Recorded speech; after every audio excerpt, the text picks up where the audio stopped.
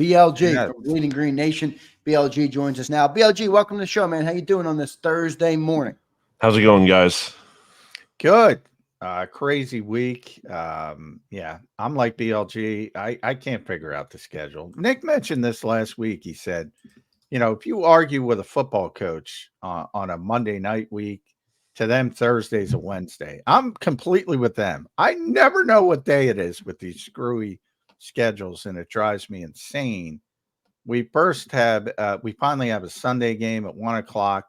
Now, BLG, before the season, did you think you'd be seeing the Eagles go into New Orleans and say, "Oh, this doesn't look like a good matchup for the Philadelphia Eagles"? No, I did not. I don't think New Orleans is certainly the easiest place for a given team to play. Obviously, the Eagles have had their fair share of struggles in that building. But coming off of last season, the Saints were just such a moribund team where they didn't really have a whole lot going for them. Seemed like pretty stuck in the middle, pretty mediocre.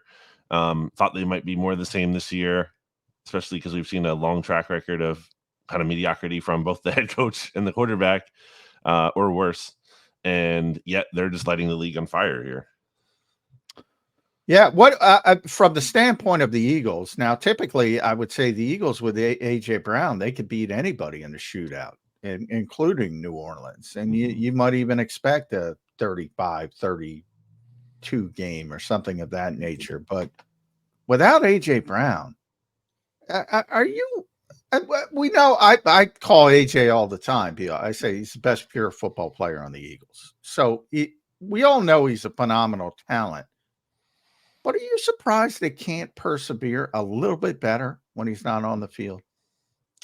I mean, I think the plan needs to be better when he's not on the field in a game where you don't have A.J. Brown. I don't understand how Britton Covey, who, I like Britton Covey as a role player in the right role for him, but that role shouldn't be second on the team in targets. And it's not even just like those targets were a function of Jalen Hurts checking down or whatever. And there were like design touches in the red zone and high leverage spots for Britton Covey. While meanwhile, Dallas Goedert almost finishes with 4 targets. Jahan Dotson has 2 targets through 2 games. Like that's just not the usage here is not right. So there has to be a better way to go about running your offense without A.J. Brown than it is that they did on Monday. BLG, I do want to turn the page here because it's Thursday, but I just want to give you a chance to give, a couple days now removed from that Monday night loss. What were your biggest takeaways from really, I thought, a brutal loss for the Eagles who should have won that game, but just your biggest takeaways from that game and how concerned, I guess, you are about this team going into week 3? Well, one of my big concerns, with the whole season really is, and one of my big, points of contention with bringing back Nick Sirianni is what edge does he give to the Eagles? And if he's not going to give the Eagles an edge in a spot where it just feels like it by his own kind of decision-making process, it would make sense to go for it if you're going to pass the ball like they did on 3rd down there and then decide to get conservative after the fact. I just wonder, and it goes back to the Super Bowl for me when I always bring that up, the 4th and 3 in that game. And if you're not, but it makes sense. If you're not going to be aggressive in that moment, then how are you going to be aggressive in other moments? I mean, maybe unless that you feel like you make a mistake and you learn from it, but that clearly just isn't the case. Nick Sirianni himself saying he's doubling down feels even more convicted that he made the right decision after studying anecdotal evidence, which kind of flies in the face of what Jeffrey Lurie once said about analytics years ago, and kind of, it's not about like a feel thing. It's about like it is following the chart by and large. So that's concerning to me. Not that the Eagles can't win games here, but that when they get in these close games, which will happen certainly against the good teams, that the head coach isn't going to do something to help put them over the top as much as he is kind of just wants to go with the flow and go with the crowd. And let me give Nick Sirianni some credit here just for a second. I mean, like I thought he did it. And I said this, like coming off the Packers game, at the end of that game, he was aggressive. He was throwing the ball when he didn't have to. And obviously it worked out. And I thought that was a great call. And he went away from that in this game and they lost. Now, to play devil's advocate there, BLG, because I've gone higher up the chain than Nick Sirianni to Jeffrey Lurie, and the fact that I hate this setup. talked about it with you. I talked about it. It's a shitty setup. It doesn't make any sense whatsoever. Either let the head coach be the head coach or don't let the head coach be the head coach. And you have these little fiefdoms, and Kellen's in charge of the defense, and Vic's in charge of the defense, and Vic talks to nobody. He doesn't talk to his disciples. He doesn't talk to Devin White, evidently. He doesn't tell him what he needs to do to get on the field. I don't like the setup, and that comes directly from the owner of this team, not anybody else. And to me, it's about he's trying to straddle the fence from, I don't want to be seen as this overreactive tyrant who fires Doug Peterson with a Super Bowl in the rearview mirror, fires Nick Sirianni with a Super Bowl appearance in the rearview mirror. And he didn't show the courage of his convictions. And now you see one drop pass reveals all of this in week 2. I think this is a Jeffrey Lurie problem, who by and large has been a great owner, but this is a shitty setup. I mean, I think it goes back to, like, they should have fired him after last year. I don't think, and I always circle back to this, I don't think they wanted to fire him. I think they may have come to the realization that we might, should do this, but we don't want to do that because, like you're saying, the optics and everything looking bad, and ultimately just being like, okay, we should give it, we want to give it one more chance, just because we don't want to fire him. But that's not a good way to make a decision, is that, I don't want to do this. So sometimes you have to you don't want to rip the Band-Aid off your arm. It's going to hurt, it, but you have to get it off. And that's what I think the Eagles were kind of reluctant to do. And so absolutely, it's not just about literally replacing Nick Sirianni and all the problems are solved. But he is certainly one of them. Yeah. BLG, Go ahead, John. You're good, with the Barkley drop, I can't look. To me, that's a great play call by Kellen Moore. I don't understand the people criticizing that from the standpoint of, do you not want them to trust their best players in the biggest moments? I mean, that is the simplest execution from a player you're going to get in this league. And he didn't make the play. Now, that doesn't mean the defense can't pick up Saquon Barkley. They didn't have to roll over like a dog, petting your belly and, petting his belly. And that's what they did in 65 seconds. Doesn't mean that Jalen Hurts can't pick up the defense in the final seconds of the game. But that takes the air out of the building, man. And I do think we talk about analytics and the chart is the chart. And people say momentum isn't real. I think it's real. I've covered this game for a long time.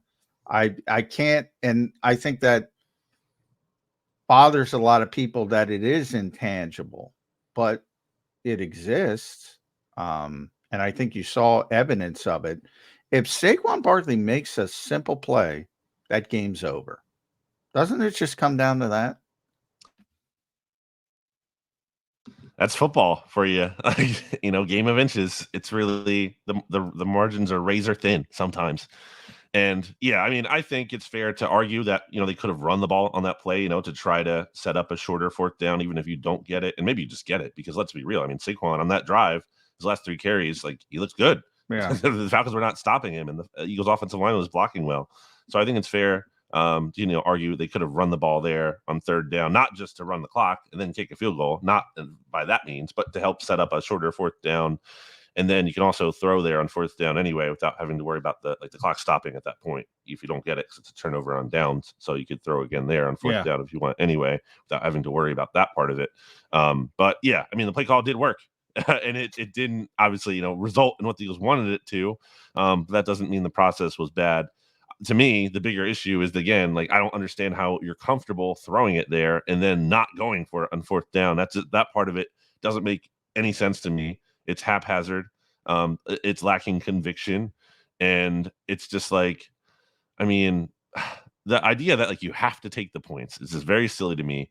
And it's football. When we talk about football and macho and toughness and stuff like that, it's hey, maybe go get 3 yards and win the game, and don't even let your defense, which that's another thing that I feel like I'm kind of having frustration with in the discourse of this, in the aftermath. It's the defense only allowed 22 points or whatever, 15 at that time. Yeah, 15. Everyone the whole game is complaining about how they can't generate a pass rush. So how are you possibly comfortable giving the ball back to Kirk Cousins for that pass rush to then, shockingly not do anything once again at the end of the game?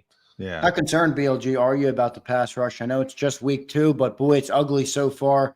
Level of concern on the pass rush is what coming out of week 2? It's high. It's like, 8 out of 10. I mean, Okay. it was, how many times have I come on here with you guys and said, like, I think the Eagles did some good things this offseason. I gave them credit where I felt like they deserved it. But the one thing I could just never really get my mind around is the Hassan Reddick trade. It just never really made sense to me to have a guy who has the 4th most sacks in the NFL since 2020, and you're in this kind of Super Bowl contention window, and you're trading him for a draft pick 2 years away, and you sign a guy in Bryce Huff who, like, the best case scenario might be able to be Hassan Reddick.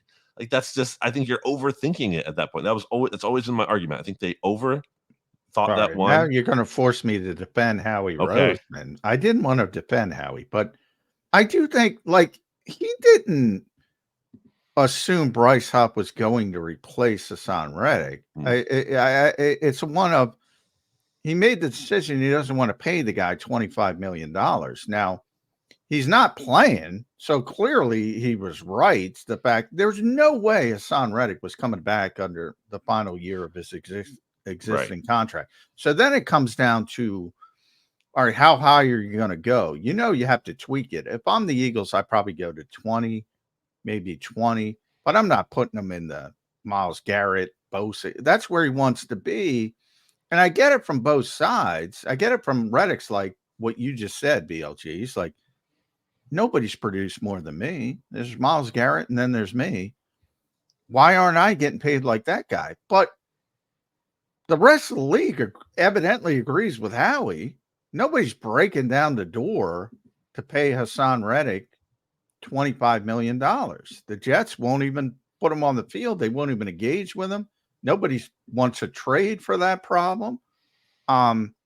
So I think that the vacuum aspect of it is, they wanted Bryce Huff to replace Hassan Reddick. I'm sure they wanted Hassan Reddick to play under the final year of his deal. Sure. But he wasn't going to do that. So ultimately, if they get Bryce Huff wrong, and it looks like they might have gotten Bryce Huff wrong, and that means I thought he was going to be better. I admit that. I didn't think he was going to be Hassan Reddick, but I thought he was going to be better. But I think there's more to it than just like he didn't want to get rid of him. I think it was he knew what was coming. I think that's funny, though, because, and maybe it's not you saying this, but certainly, we hear like Howie Roseman, cap genius, like, well, okay, you couldn't find the money to pay. Like, if Hassan Reddick's not worth paying, then who is? Like, again, 4th most sacks in the league since 2020 at a premium position. Like, I don't understand who really is worth paying. You think Fangio had anything to do with it, BLJ? I can't say for sure. Vic clearly likes certain players over others. And I think you just make such a good point. I mean, if he's not worth paying, who the hell is? He's gotten all these sacks, and maybe Fangio's like, I need a guy that can set the edge or whatever. Well, if that's the case, then you have issues with their defensive coordinator. I think if a coach can't value a player like that who has elite production, I think that says more about the coach than the player. Yeah, and John, wanted to defend Howie. I'll tell you where John won't be able to defend Howie is if these Georgia guys don't step up. This defense is built on those 2 guys, Jalen Carter, Jordan Davis. You're also talking about, we're talking about edge rushers. The 1st round draft pick edge rusher, we don't even talk about him. We don't even talk about him as a guy that should be contributing to this football team. That's a problem, talking about Nolan Smith. So if these Georgia guys don't pan out, this defense is not going to work at all. What's your level of concern on the Georgia guys and just those guys stepping up and having a role in this defense? Well, yeah, that's what makes the defensive line / the pass rush. It's not even just the pass rush because they can't defend the run either. It's both. It's just playing defense on the defensive line, other than Thomas Booker, who apparently and Brandon's yeah, of course, BLG. The year is 2024, BLG, and Brandon Graham is still your best pass rusher in Philadelphia. Had a sack the other night, the only one, until it got wiped out by, I thought, a kind of a weak penalty. But yeah, absolutely. I mean, that's what makes it more frustrating. You have all these resources. It's not like, hey, the Eagles linebackers stink again. The Eagles also didn't invest in them at all. Like, you understand those struggles are about, because you get what you pay for sometimes, and the Eagles don't really invest a lot in off-ball linebacker, and a lot of times in the years past they haven't been great. Okay, when you invest as much as you do in the pass rush position or the defensive line again as a whole, like, it's just unacceptable to be getting nothing out of them. I mean, the edge rushers, no sacks right here through 2 Zero. games. Yeah, 0. We 2 got 2 quarterback from Zach hits. Vaughn, The I guess. last 6 Yeah. games the Eagles have played, they've gotten Yeah. 0 sacks from their edge Two- rushers. Now, it goes two- back to last year. It's a new year, but still, I mean, no sacks from your edge rushers in the last Yeah. 6 games. That's a problem. Yeah. 2 from Zach Vaughn, 1 from Milton Williams. That's Right. where we are through 2 games. Now, I realize we just talked about it. I realize why everybody's hyper focused on Hupp and he hasn't gotten anything done. Mhm. I'm more concerned about Jalen freaking Carter from the standpoint of he's supposed to be the foundation of this defense. They're building this defense on the talent of Jalen Carter. One, he's getting suspended for being late to a team, something. So you still have those maturity issues, it seems, but he's just not consistent from play to play. And that bothers me, BLG. Where are you with Jalen Carter? Yeah, that's very troubling. I mean, real quick on Bryce Huff, the fact that he has 1 assisted tackle and 0 other stats is just like, that's kind of mind blowing. Yeah. It's It's a clean sheet. barely out there. I joked about it. That's what in soccer, clean sheet is very good. Yeah. And when they were in Brazil, a clean sheet in football is not good. No, it's not that much different than what you and I could do, honestly, out there in terms of the final like box score. It's not that different. It wouldn't look too different. Obviously, could get a lot uglier if we were out there. But Jalen Carter, I had really high expectations for him. I was saying, like, I feel like he could be all pro, and I felt like likely defensive player of the year. And I don't think he doesn't have that ceiling in him. I don't think it's just about, he can't play, he's not talented. Clearly, we saw some of that talent, some of that ceiling last year. But for whatever reason, early on here, I don't know if maybe last year's success, was working against him, and that, he came into the league, he had the success out of the gate, and maybe that allows you to coast or feel like you're not pushing as hard. I don't know. I'm not saying I know for sure he's slacking or anything, but it's just not really making sense to me how, because even in training camp, I thought he had dominant moments, and we have seen nothing from him, basically. Not nothing, but we haven't seen anywhere close to enough from him through 2 games is really troubling. Yeah, No doubt. No doubt. BLG, I do want to ask you also about the offensive side of the ball. There's a lot of concern on the defense, and I think rightfully so when you look at the numbers and look at the way they were gashed. And also now you're playing versus Alvin Kamara coming up this week, who's run the ball very effectively early in the year. But you have any concerns with the offense coming out of the first 2 weeks? I'm not going to lead the question. I have a couple concerns, but interested what your takeaways have been from the offense as a whole, and then any specific players that you might be concerned about after 2 weeks. I don't think, anywhere nearly as big as the defense for sure. And, part of it is, like, if we're talking about over the course of the season, I think it seems like AJ will be back at some point, and that's a big deal. That'll be a really big boost for them. I am worried about, like, is Jahan Dotson just not really someone Jalen Hurts wants to throw the ball to? Clearly, again, 2 targets in these games. And the reason you trade a 3rd-round pick for Jahan Dotson is if AJ Brown or Devontae Smith has to miss some time, and would, in theory, be stepping up and be a big part. I'm gonna rip Howie on that one, BLG. Yeah, he overpaid for Jahan Dotson. I mean, nobody else was at. Yeah, people think Adam Peters, smart guy, comes from San Francisco. Washington isn't Washington anymore. When people look at and Daniel Snyder, they got smart people now. Mm-hmm. I think they pulled one over on Howie. I really do. Well, the thing with that was you always had to ask, why are the Commanders giving him up? If he's this truly awesome player and you're getting like a steal, like, then why? And, it's a couple games. It's early. It's early. It's got to get better. But yeah. Well, and Hurts has to be willing to throw to him. Like, we've seen that, time and time again. And I think Jalen Hurts had more of a good game than not, certainly on Monday. The interception at the end, it's not really what you want to see. And that kind of concerns me, not just that he throws a pick there, but it kind of reminded me of the Seahawks game a little bit last year, and this kind of recurring theme that we even saw in week 1, where he throws that second interception, the one in the end zone, to meant for AJ. Like, it just seems like Jalen isn't always really cognizant for whatever reason, like, of the game situation and playing in the confines of that, or like working in that kind of situation. It's almost like he's agnostic to that. And I just think there needs to be more situational awareness from him at times. So I guess, ultimately not like concerned that they're not going to still be a good offense, especially if AJ gets back. But there's some, obviously there's little things you can kind of nitpick at. Speaking of situational, I want to end it there with you at Brandon Gowton. Make sure you follow BLG on the X platform. Read him at Bleeding Green Nation. He and his staff do a great job covering this team on a daily basis. Must read every morning, so check that out. Vic Fangio. I want to end it with Vic Fangio. The Italian god of defense. I yelled. I always joke Greek god, and Farzetta corrected me. I know he's not Greek, but Greek mythology, Greek god. He's supposed to be this great defensive mind. I think he is a great defensive mind. Obviously, everybody follows him. Hasn't been a great defense, but situationally, they were the worst third down defense in the history of the world last year. It's only 2 games, but they're third in third down defense. They're 5th in red zone defense. And then everything else is a disaster. How do you explain that? I don't know. I think typically red zone defense can be like a little more random. And you look at that too.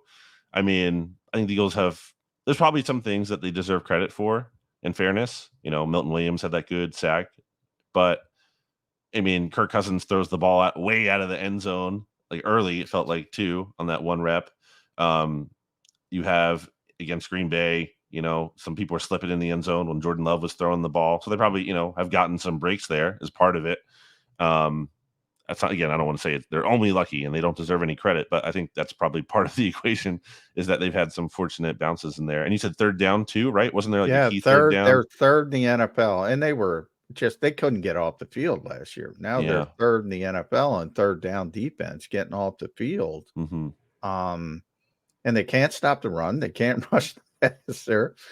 It's interesting. He's gotten better situationally, but they seem to have gotten worse and everything else.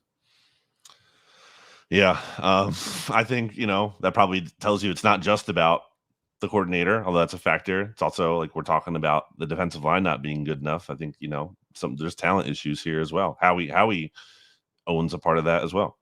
Yeah. Fair enough. At Brandon Gowton, as I mentioned, on the X platform, Bleeding Green Nation. Thanks. We had a little hiccups this week, Brandon, but we got it done. One last question for BLJ. Do the Eagles turn it around this week versus the Saints? No. For a shot at that positive route. No, I'm with you. I don't see how. It may be Derek Carr is. I compared it to the baseball pitcher. If he doesn't have his best stuff, because he's been inconsistent. When he gets hot, he's one of those guys. But he can also have some really bad games as well. So. And he doesn't even need to throw it. The Saints could probably just run it 50 times. The way the Eagles are not. And speaking of a good running back in the passing game, which we're supposed to get in Philadelphia, Alvin Kamara is a great receiver out of the backfield.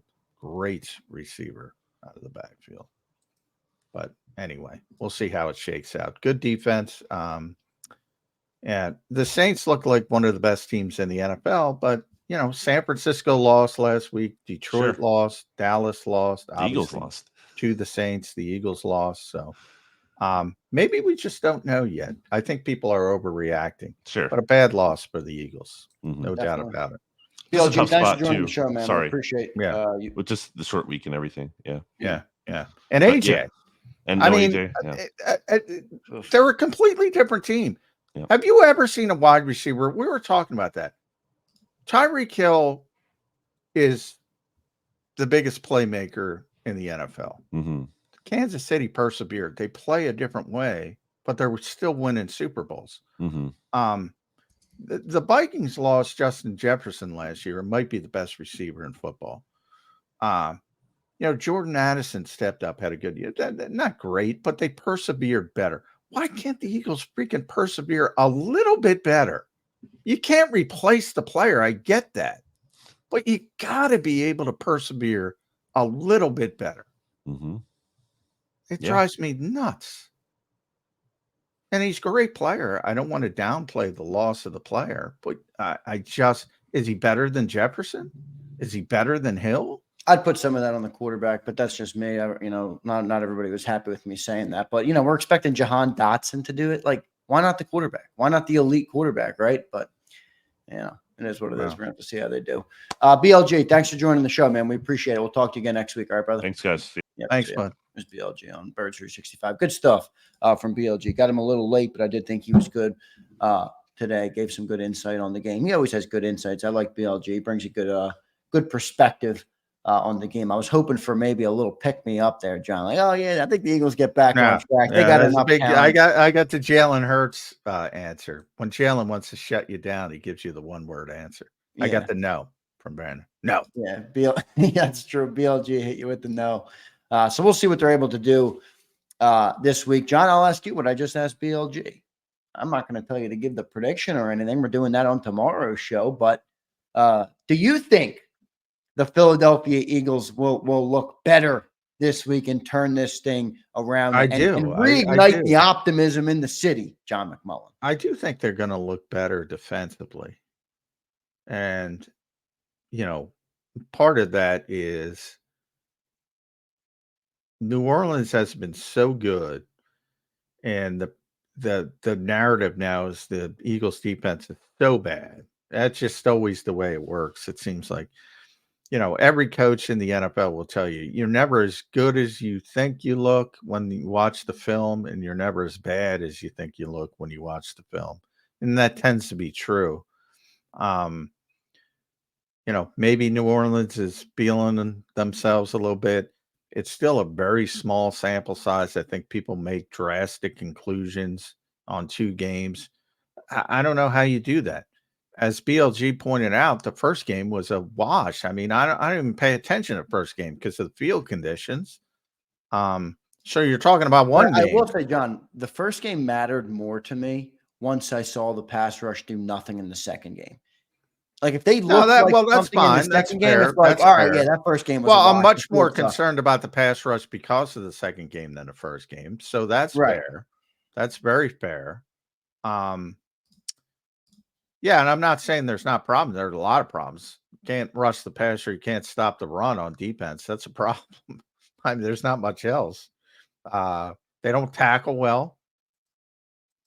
Yet somehow they're able to get off the field on third downs and okay in the red zone to date.